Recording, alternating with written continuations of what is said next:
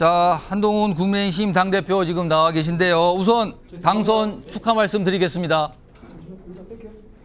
고맙습니다. 자, 지금 뭐 방송 인터뷰 처음으로 좀 MBN 뉴스와이드가 진행 중인데 우선 62.84%라는 굉장히 높은 득표율로 당대표에 당선되었습니다. 이런 높은 득표율의 이유 어디에 있다고 보십니까?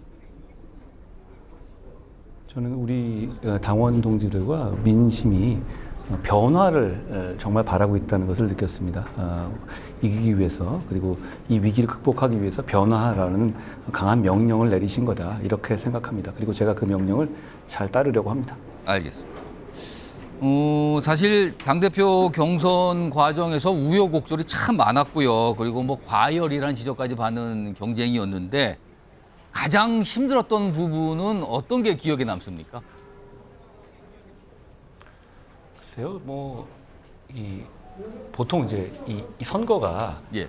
이렇게 완전 한여름에 하지는 않나 보더라고요. 이런 경우는 잘 없어서 오시는 당원들이나 이런 분들이 너무 더위에 고생하셔서 제가 아이고 이러다가 진짜 누가 쓰러지시는 거 아닌가. 저희는 가면 이제 당협 사무실을 가면 꽉꽉 채워주시는데 많은 분들이 그런데 그분들 혹시 쓰러지시는 거 아닌가 하는 걱정을 참 많이 했습니다. 아주 날씨가 많이 더웠거든요.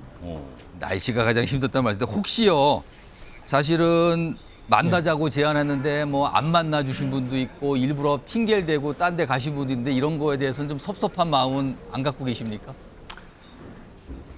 그것도 의사표시의 방법이잖아요. 또 우리는 민주주의 사회고 의사표시라는 방법은 다양한 게 있습니다. 저는 기회가 되면 또 뵙고 싶습니다. 아, 그렇습니다. 오늘 사실 앞서서도 저 방송에 전해 들었는데 홍준표 대구시장이 특히 대표적인 인물인데 앞으로 중앙정치에 관해서는 언급을 안 하겠다고 또 입장을 냈더군요. 근데 만나자는 제안을 또 다시 한번 하실 의사는 하나씩 있으십니까? 입장을 내시니까 제가 못 봤습니다. 저는 많은 분들과 만나고 싶어요. 우리 당과 그리고 우리 당을 또 넘어서서도 외연 확장을 위해서라도 많은 분들 그리고 상대 당의 분들과도 자유롭게 만나고 좋은 말씀 많이 듣고 설득당하고 설득하고 싶습니다. 알겠습니다. 지금 전 당대표가 되셨으니까 지금 과제가 뭐 눈앞에 많이 보인다 많은 분들이 그런 말씀 하시는데 무엇보다도 전당대회 이 경쟁 과정에 드러난 약간 분열상을 수습해야 된다. 많은 분들이 이구동성 말씀하시는데 어떤 방안을 좀 갖고 계십니까? 아까 저희가 전당대회 이 끝나면서도 우리 4명의 후보가 서로 덕담을 나눴고요. 굉장히 경륜이 있는 정치인들이시고 우린 목표가 완전히 같습니다. 윤석열 정부를 성공시켜서 정권 재창출하자는 같은 목표를 가진 사람들이기 때문에 선거 과정에서 있었던 어떤 이 과열된 면들은 저는 금방 해소될 수 있다고 생각합니다. 저희는 모두 그 점에서 선의를 가진 사람들이기 때문입니다. 예. 그럼 이와 관련해서 조금 더 구체적인 질문 드리면요. 혹시요 지금 경쟁을 벌였던 3명의 후보 가운데 오늘 낙선하신 3명의 후보 가운데 앞으로 주요 당직이나 역할을 제안하고 싶은 후보가 혹시 있습니까? 저희는 지금 108석의 소수정당이고요. 그리고 경륜 있는 사람들 모두가 모여서 싸워야만 하는 상황입니다. 저는 모든 분께 함께 하자고 말씀드릴 생각입니다. 알겠습니다. 사실 오늘 윤석열 대통령도 전당대회에 참석해 축사도 하고 뭐 아까 악수도 하고 이런 모습이 있었는데요. 사실은 지금 정치권 안팎에서는 한동훈 대표와 윤석열 대통령의 관계에 대해서 걱정하는 목소리가 분명히 존재합니다.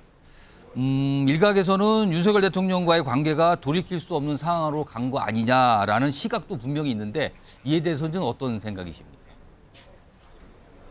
제가 경선 과정에서 여러 차례 설명드렸고요. 그 부분에 대해서 걱정하실 일이 아니다라는 판단을 하셨기 때문에 민심과 당심이 저를 압도적으로 지지하신 것 아니겠습니까? 목표가 완전히 같습니다. 윤석열 정부를 성공시켜서 정권을 재창출하는 겁니다. 목표가 같은 사람들끼리 그 목표를 향해서 협력하고 토론하고 정답을 찾아가는 과정을 여러분께 보여드리겠습니다. 사실은 이 당대표 경선 과정에서 다른 후보로부터 굉장히 많은 압박과 공격의 대상이 된 게 국민의힘 자체의 최혜병 특검법을 추진하겠다, 발의하겠다 이 얘기를 출마 선언 때 한 이 지점이었거든요. 지금도 이 특검법, 국민의힘 자체의 특검법을 추진한다는 구상은 지금도 유효한 겁니까? 근데 제가 그 제안을 안 했다고 제가 공격을 받지 않았을까요? 어차피 이렇게 압도적으로 먼저 치고 나가는 후보를 향해서는 여러 가지 공격이 있기 마련이잖아요. 저는 뭐 그럴 수 있다고 생각하고요. 다만 이 최혜병 특검 관련해서 제3자 특검을 제가 말씀드렸잖아요. 예. 거기에 관해서 저희가 상당한 돌파구를 만들어냈다라고 생각해요. 그 이후에 상황도 많이 바뀌었죠. 이재명 대표가 정면으로 제가 말한 제3자 특검을 거부했잖아요. 이런 상황도 그렇다면 우리 입장에서는 이 진실을 규명하는 것에 그걸 반대한다는 어떤 오해를 벗어날 수 있는 기회가 됐고요. 제가 당대표가 됐으니 이제 당 내부와 잘 논의해서 진행하겠습니다. 알겠습니다. 방금 전에 그러니까 당대표 당선된 우리 국민의힘의 예, 말씀하시죠. 우리 국민의힘에 있는 분들도 국민의힘도 그 사안에 대해서 진실을 감추자 이런 분은 아무도 없어요. 그리고 이 사안을 계속 안고 있으면서 정치적으로 에너지를 소모하자라고 생각하시는 분도 아무도 없습니다. 예. 그러니까 여러 가지 대안들이 나올 수 있는 겁니다. 알겠습니다. 방금 전에 당대표 수락 연설 뒤에 기자들과 질의응답을 했는데 그 뒷부분에서요. 최근에 있었던 검찰의 김건희 여사 수사 관련해서 약간 방식과 관련해서 국민 눈높이를 고려했어야 했다 이 말씀을 하셨는데 이건 어떤 의미로 말씀을 하신 걸까요?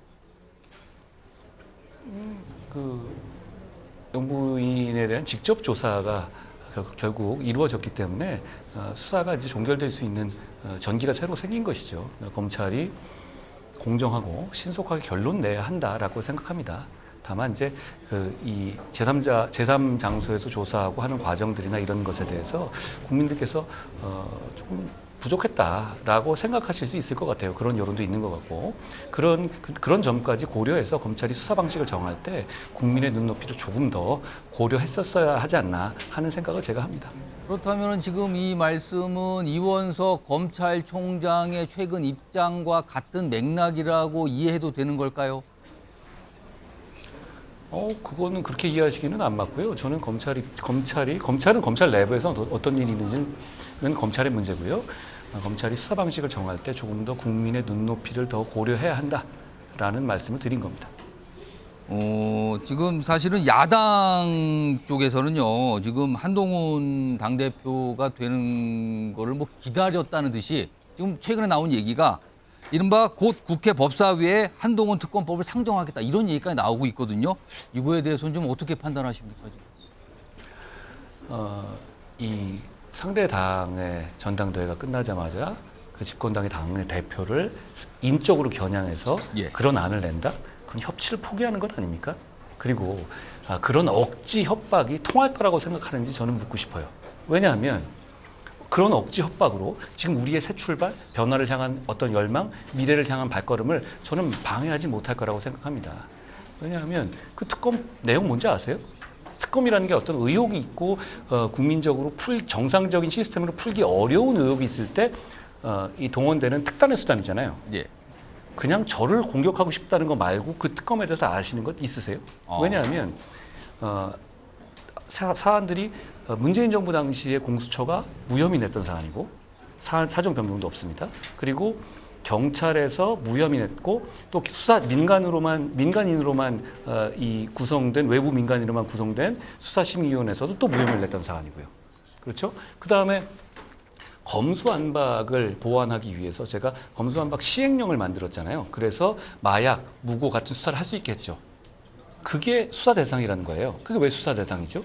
뭐가 잘못이라는 거죠? 그리고 댓글팀을 얘기하는데 전 댓글팀 같은 거 운영한 적이 없거든요. 오히려 예. 민주당이 쪽에서 그런 의혹이 나왔지 저한테 연결되면 아무런 고리도 없는데 그러니까 이거는 저라는 사람을 공격하기 위해서 여러 가지 그냥 묶어놓은 것뿐이잖아요. 아무런 의혹도 없고 수사 대상도 없는데 그런데 그거를 당대표가 되자마자 이렇게 던진다?